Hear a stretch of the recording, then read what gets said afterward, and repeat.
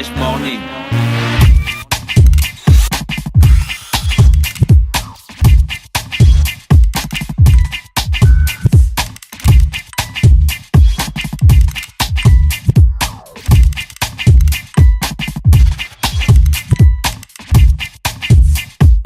Urban FM 104.5, la station urbaine. Vous écoutez Urban FM 104.5, la station urbaine. Urban FM, première radio chez les jeunes.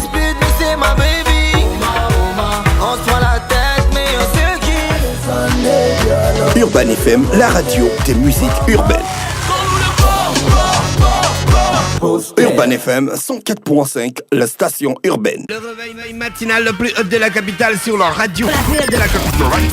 Avec Mosley ce matin sur les 104.5 Urban FM, on parle de politique, c'est ça?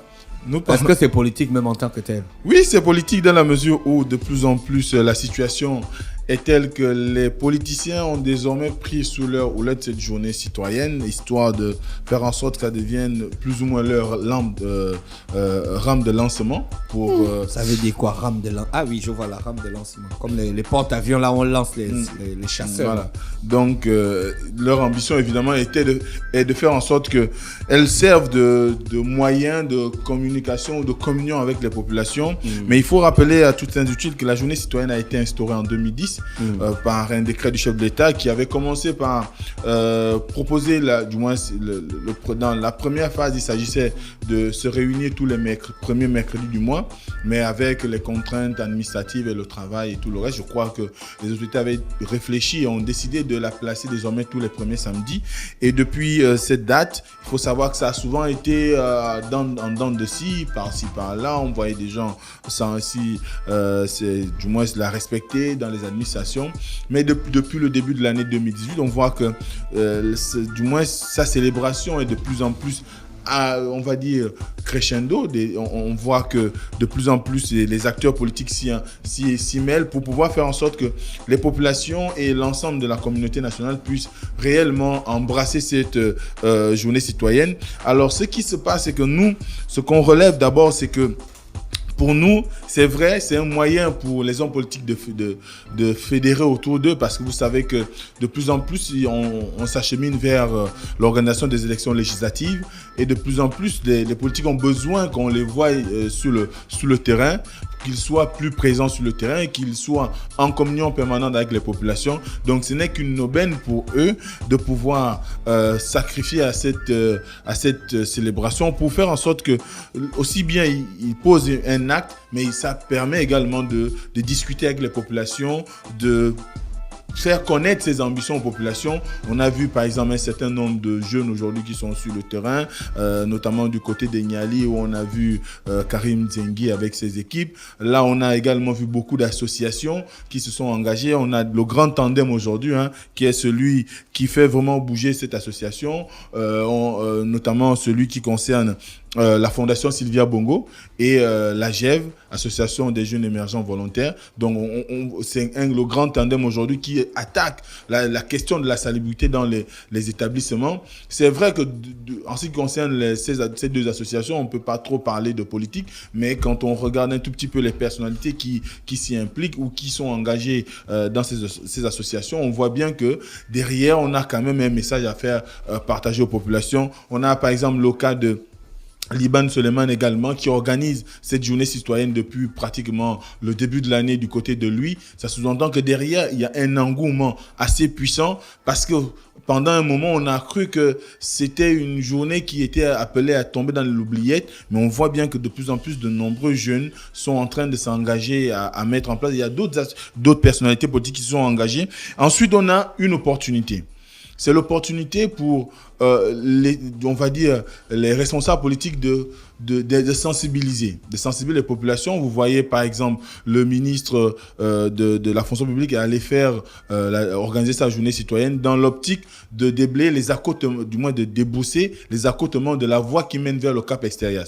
Chacun sait que quand vous allez vers le Cap Extérieur, regardez comment la voie est occupée par les Hauts-de-Seine.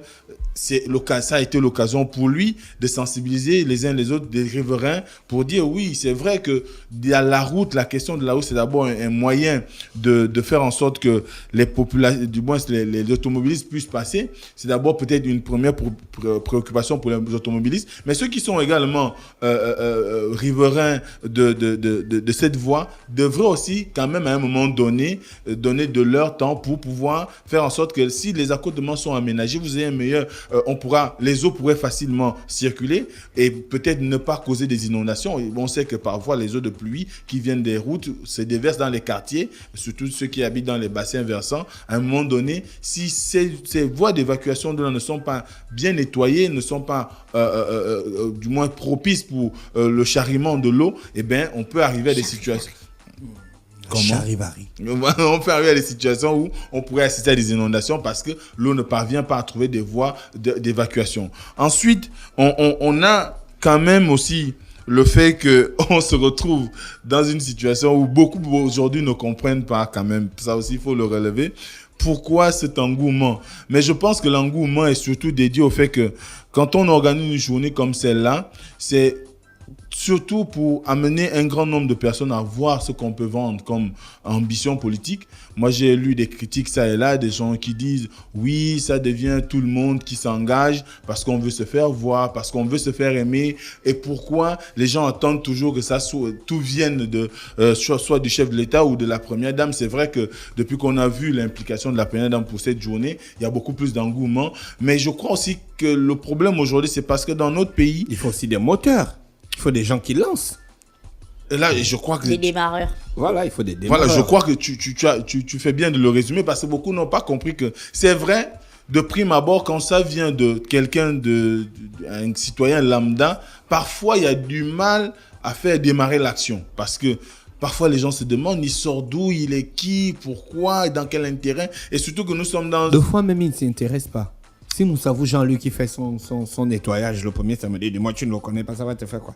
Ça ne te touche pas. Mais si tu vois un Mosley ou un Gina ou Fallon en train de lancer la journée citoyenne, ça peut quand même te toucher un peu. Voilà. Mais et c'est ça que les gens doivent comprendre aujourd'hui. Et je crois que l'action de la journée citoyenne ne devrait pas être vue sur le plan de l'intérêt que les politiciens peuvent tirer derrière, mais beaucoup plus dans l'engagement du citoyen.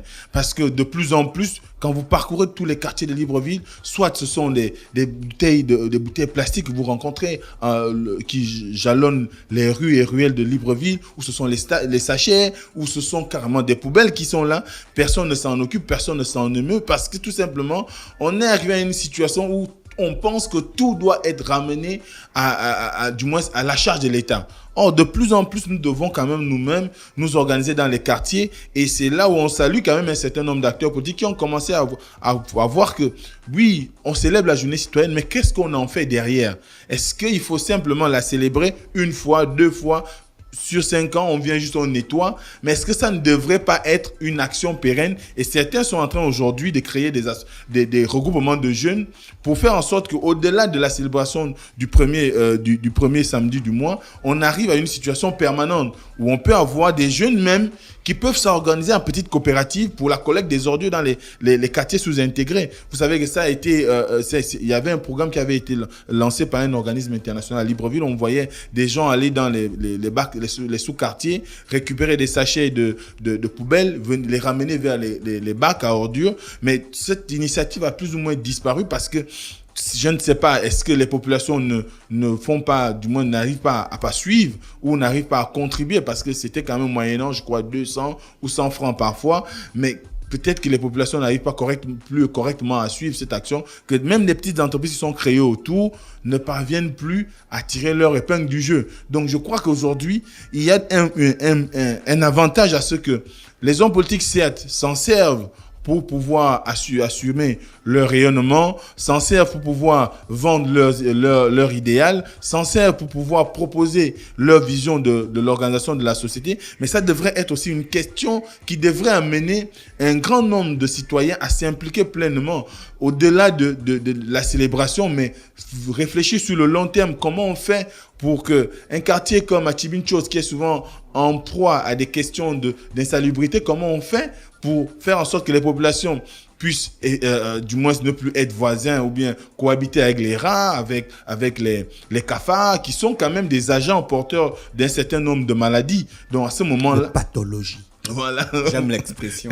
Voilà. Donc à ce moment-là, il faut qu'on travaille cette journée-là sur le long terme, que les politiciens qui ont un certain nombre de moyens, souvent qui mettent en exergue, qu'ils fédèrent les jeunes, qu'ils continuent à leur donner des possibilités en termes d'outils pour la collecte des ordures. Cela permettrait à ce que, au niveau même des quartiers, et même pourquoi pas sur le plan national, tout le monde puisse voir qu'il y a une volonté au-delà de l'impulsion engagée par le chef de l'État et la première dame, mais qu'il y a une volonté manifeste de toute la communauté nationale à faire en sorte que cette journée ne soit pas seulement l'occasion de vendre ce qu'on a comme aspiration politique, mais également l'occasion de proposer des solutions qui nous permettent de sortir un certain nombre de quartiers de l'insalubrité, d'une hygiène douteuse, et qu'on arrive à avoir des actions pérennes au quotidien, et que le réflexe de garder son environnement propre soit un réflexe qui désormais pourrait habiter le Gabonais pour toujours. Merci Mosley, on va repartir donc après le drop de Mosley, retrouver donc Bisnaïk Miske pour le résultat du jeu concours Cobel ce matin sur les 104.5 Urban FM, la station urbaine. Mosley qui revenait donc sur des questions du politique ce matin. En grosso modo, Gina, toi on t'a carrément dit que c'est des trucs des formations quoi. Oui, moi on m'a carrément dit que c'est le premier jour de la prière maçonnique. C'est d'une stupidité pas possible. Mais je pense que, pour ajouter à ce que Mosley vient de dire, je pense qu'il faut ajouter aussi de la sanction. C'est la rubrique que je vais faire demain. Ajouter beaucoup de sanctions. Parce que je pense que la méthode douce, en fait, ne fonctionne pas. Il faut que les gens soient responsables. Quand tu participes à la journée citoyenne, que tu balaies, que tu prends la pelle, là, tu te rends compte de ce que les équipes d'Agli vivent. Et je disais au gars de lui, mais à un moment donné, vous n'allez plus rien avoir à faire. Ils m'ont dit, bah non, écoute, nous, l'endroit qu'on est en train de nettoyer, on l'a nettoyé la dernière fois. Sauf que les ordures reviennent. Les gens, en fait, ne sont pas conscients que, ah tiens, c'est propre, je dois le laisser propre. Ils remettent encore les ordures. Donc, on doit mettre en place un système de sanctions, tu vois, ou quand tu salis un endroit, ou quand tu gardes la déventure, parce que samedi, par exemple, il y a des habitations, des villas, je ne suis pas en train de parler d'une maison lambda, il y a des villas. On est allé débrousser devant ces villas-là. C'est de l'irresponsabilité, Mosley, parce qu'il y a un débroussailleur. Et le gars qui a la machine, tu lui donnes combien ? C'est à partir de 2000. Ouais, c'est à partir de 2000. 2000 ouais. Donc 2000, tu ne peux pas dépenser 5000 avec lui, c'est pas possible. Mais c'est juste de la mauvaise foi, tu vois. Et c'est parce qu'ils se disent, ah bon voilà, on s'en fout. Ça ne m'intéresse pas du moment que l'intérieur de sa barrière est clean. Mais l'extérieur de la barrière, là, ce qui est collé à votre mur, c'est de votre responsabilité. Donc on doit commencer à sanctionner les gens. Tu vois, comme ça, on va arriver à un système où tout le monde va se sentir concerné. Et je pense que le gouvernement doit aussi passer à une autre étape de la journée citoyenne. On avait parlé de la journée sans voiture au Rwanda. Il faut faire en sorte que le premier samedi de chaque mois, les gens sortent de leur maison et se consacrent au nettoyage de la cité. Parce que si on ne met pas le cadre pour que les gens sortent, ils auront toujours l'impression que c'est quelque chose de politique, c'est quelque chose de X ou de Y personne, parce qu'on n'a pas la mentalité de il faut que je nettoie le caniveau chez moi et tout, voilà. D'accord. Et je crois que Dafresh, là, Gina fait bien de noter la question de la sanction. Moi, je me rappelle, il y avait un gouverneur, oui, bon, comme il est décédé, à une certaine époque, moi j'étais encore tout gamin, notamment dans le Hollandem, dans le Guevindo, encore dans ma gloire. Mais il sanctionnait. Vous ne pouviez pas vivre en ville et la devanture de chez vous était sale. Et d'ailleurs, il posait la question de savoir à chaque fois comment des gens qui vivent en ville, qui viennent du village, peuvent accepter de vivre dans l'insalubrité, alors que dans les villages, la pratique, le matin, tu te lèves, tu commences d'abord à nettoyer ta cour. Et comment, quand tu arrives en ville, finalement, tu abandonnes cette habitude. Et lui, il sanctionnait. Et il était d'autant plus sévère avec les gens de son village d'origine. Donc, à ce moment-là, quand tu étais originaire de son village, il trouvait facilement une sanction à te donner pour que la prochaine fois, quand il reviendra vers chez toi, il trouve que c'est propre. D'accord. Merci Mosley qui était avec nous ce matin sur les 104.5 Urban FM, la station urbaine dans Luda Fresh Morning, le réveil matinal le plus haut de la capitale sur la radio, la plus haute de la capitale. Urban Mosley, présenté par Safe Mosley. Le réveil matinal le plus haut de la capitale sur la radio, la plus haute de la capitale. Du lundi au vendredi, de 7h à 10h, reçoit 104,5 tonnes de musique dans le Da Fresh Morning. Urban FM 104.5, la station urbaine. Vous écoutez Urban FM 104.5, la station urbaine. Urban FM, première radio chez les jeunes.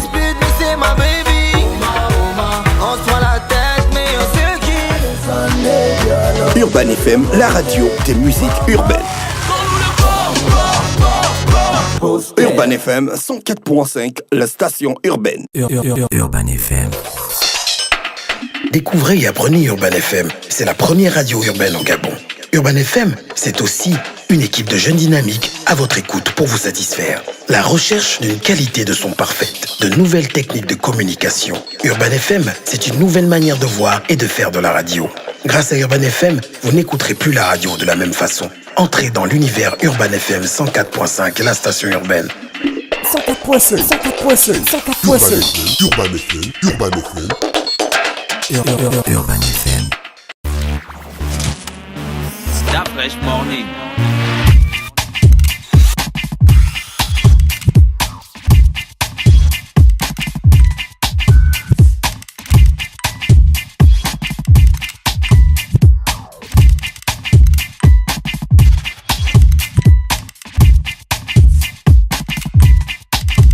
UrbanFM.fm